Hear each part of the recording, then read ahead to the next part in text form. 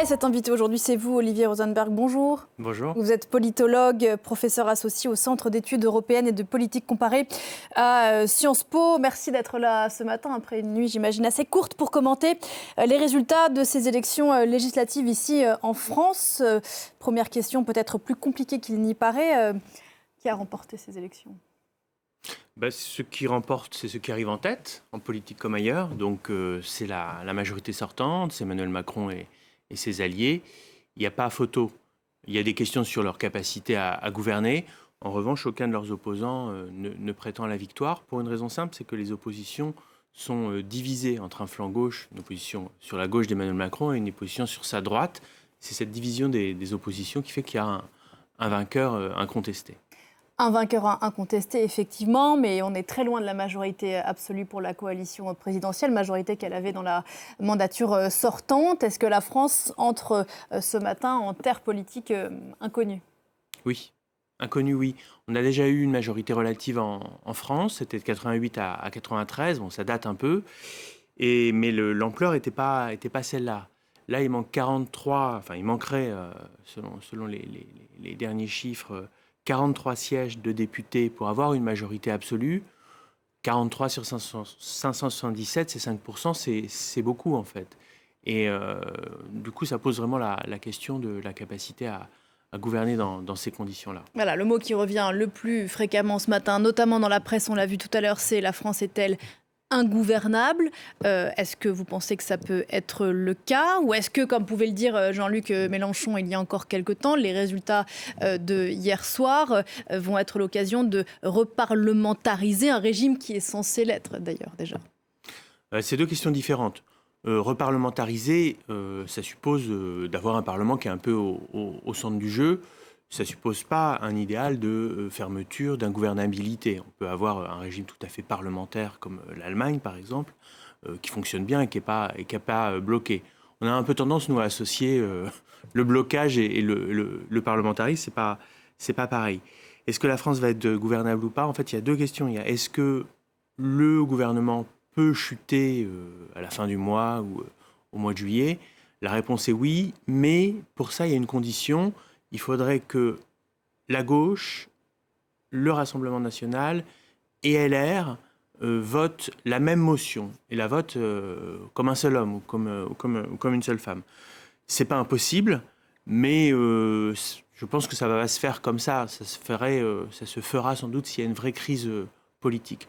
En tout cas, ça veut dire que LR, s'il y a deux opposants résolus qui seraient la NUPES et le RN, la droite française, LR, a dans ses mains, chaque jour, chaque semaine, la possibilité de faire chuter le gouvernement, ce qui est tout à fait nouveau, quoi.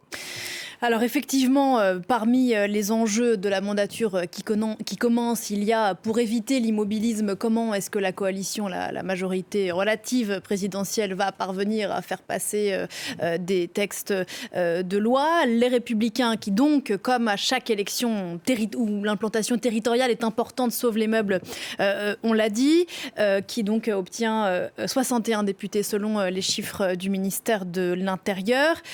Quelle va être la décision des LR. On sait que sur cette question-là, de rester dans l'opposition pure ou au cas par cas s'allier avec la majorité, il y a débat. Nous sommes et nous resterons dans l'opposition, dit Christian Jacob. C'est pas la ligne, par exemple, défendue par un Jean-François Copé. Oui, le problème du point de vue de la gouvernabilité de la France, c'est que les membres de LR qui seraient les plus susceptibles de faire une alliance, de faire un accord, comme ça se fait ailleurs, ces membres sont pour beaucoup déjà partis, ils ont déjà rejoint Macron il y a 5 ans ou il y a 6 mois. Et ceux qui restent vont se vendre très cher. Ceux qui restent vont peut-être pas se vendre du tout, parce que c'est des gens qui ne veulent pas. Donc c'est un parti qui aurait été davantage divisé que ça à l'origine et qui l'est moins, qui s'est radicalisé. On touche là un problème plus fondamental qui est que les règles du jeu en France, avec le scrutin majoritaire, avec l'importance de la présidentielle, poussent à se singulariser, à s'autonomiser, alors que les résultats de l'élection pousseraient à faire une coalition. Donc on a un résultat à l'allemande sans les règles du jeu à l'allemande. Donc on est coincé pour ça, quoi. Ouais, et est-ce que du coup la France va faire, enfin en tout cas le Parlement français peut se mettre à faire des choses qu'il ne faisait pas jusqu'ici, à l'allemande justement, ce qu'on connaît peu ici en France, des coalitions au sein de l'Assemblée?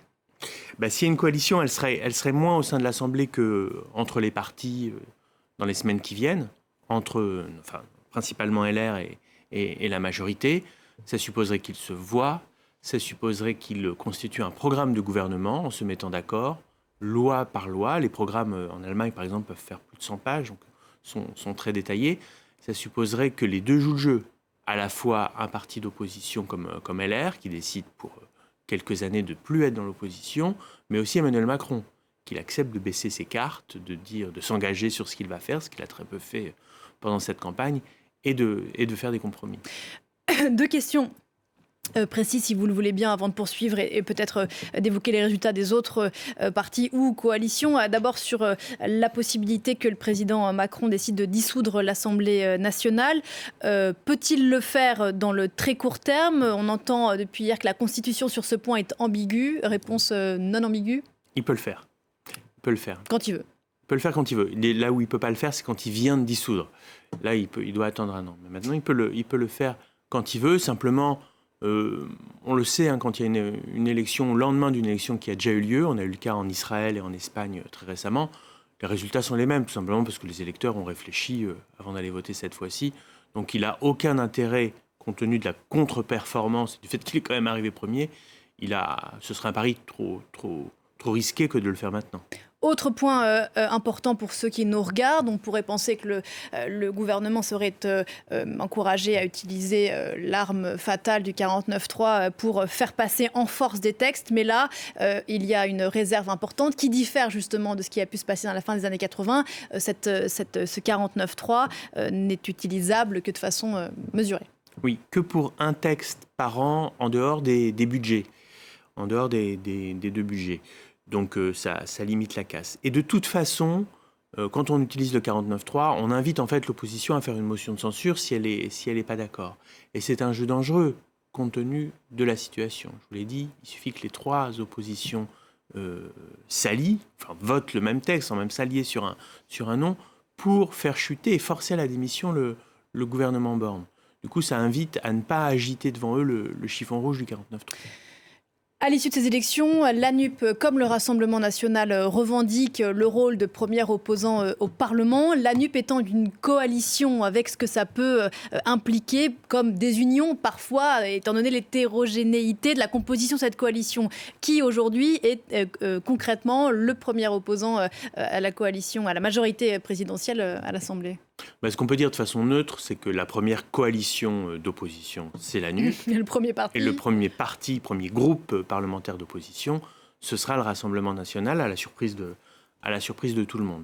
Donc ça veut dire, par exemple, que s'il y a des postes réservés à l'opposition, la coalition va être en meilleure situation pour essayer d'obtenir les plus importants d'entre eux. Les commissions qui la sont présidence importantes. de la commission des finances, notamment, parce qu'il peut y avoir une coordination entre LFI, les communistes, les écologistes et les socialistes pour se répartir les postes importants. Quelques mots du score historique du Rassemblement national, donc 89 députés, c'est 10 fois plus que dans la mandature sortante, il me semble, voire même plus que ça. La NUP accuse le camp d'Emmanuel Macron d'être responsable de cette percée inédite de l'extrême droite. Que faut-il en penser? C'est tant la défaite du président Macron ou la victoire du Rassemblement national? On a beaucoup de députés RN par rapport à ce qu'on a connu dans l'histoire de France. C'est le plus grand score. Et en même temps, il faut bien voir que si on avait un mode de scrutin proportionnel comme on l'a partout ailleurs en Europe, sauf au Royaume-Uni, on en aurait encore plus. On en aurait pas le double, mais pratiquement. Donc, j'ai envie de dire que ce sont d'abord, avant tout, les électeurs qui ont choisi d'avoir autant de députés RN. Le mode de scrutin majoritaire bloque les petits partis, les partis qui sont isolés, qui ne font pas d'accord programmatique, mais jusqu'à un certain point.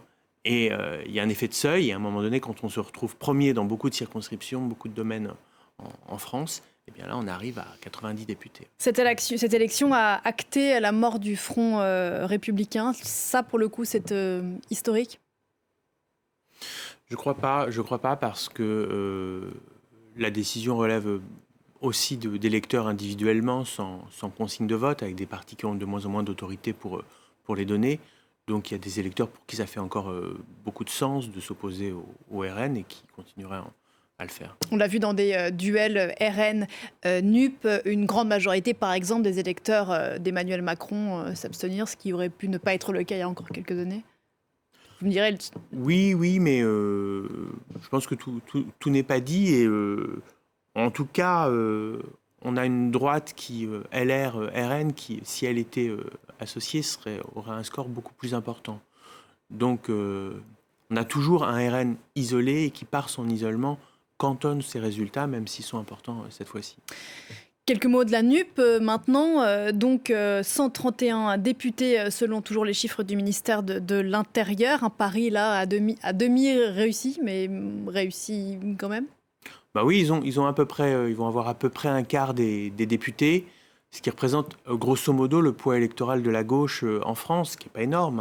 Enfin, on est loin de la moitié comme on a pu connaître pendant des années, mais on va avoir une proportion de députés à l'Assemblée nationale de gauche qui représente ce qui représente dans l'électorat, avec une domination en leur sein de députés LFI, nouveaux, plus jeunes, plus divers socialement, qui peuvent amener une forme de renouveau, mais aussi des équilibres, puisqu'il y aurait vraisemblablement, il y aura un groupe socialiste, un groupe vert et probablement un groupe communiste. Donc, mais ce second tour confirme ce qui a été le premier, le gagnant, le vainqueur, celui qui s'en sort le mieux de cette coalition de gauche, c'est la France Insoumise. Oui, ils étaient en position de force pour négocier après la présidentielle et ils l'ont utilisé à plein. En même temps, ils ont quand même su garder à peu près la moitié des circonscriptions, un peu moins de la moitié des circonscriptions de gauche pour leurs alliés, ce qui a été la condition non pas de la victoire, j'allais faire un lapsus, mais du fait qu'ils s'en sortent avec les honneurs. Voilà, avec un défi qui sera celui de parler d'une seule voix. J'imagine qu'on en reparlera dans les jours à venir. Juste un mot de l'abstention. On n'est toujours que sur un inscrit sur deux, voire moins, qui a voté hier. Oui, alors qu'on le voit, ces élections sont cruciales et vont peut-être bloquer la France pour les 5 années à venir. Donc il y a une sorte d'inadéquation entre ce qu'on peut percevoir dans l'espace public. On se dit c'est la présidentielle, c'est là qu'on choisit le gars ou la fille importante pour diriger le pays. Et le fait que les élections qui comptent, en fait, sont celles où on se mobilise le moins, quelque chose qui ne tourne pas rond dans notre système politique. Et il n'y aura plus d'élections en France avant 2000. J'ai un trou, mais avant plusieurs années. 2027. Voilà, 2027. Sauf dissolution. Sauf dissolution, effectivement. Merci beaucoup, Olivier.